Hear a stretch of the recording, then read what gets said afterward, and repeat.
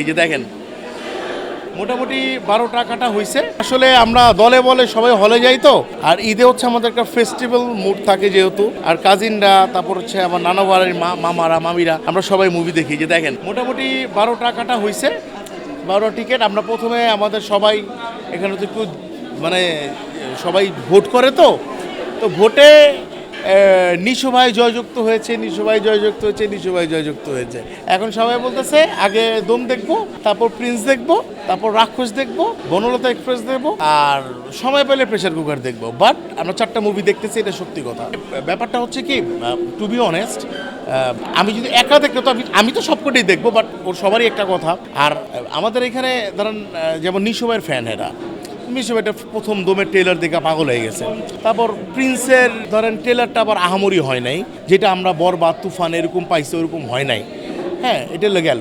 আর রাক্ষসের ট্রেলার দেখা মাথা নষ্ট, কারণ এদিকে মেহেদী হাসান হৃদয়, সিয়াম আহমেদ, হ্যাঁ মানে যা করছে, মানে আসলে রাক্ষসটা দেখার জন্য আমি প্রথমে চিন্তা করছি রাক্ষস দেখবো, এরকম চিন্তা ভাবনা ছিল। তো মোটামুটি সবই দেখা হবে আজকে।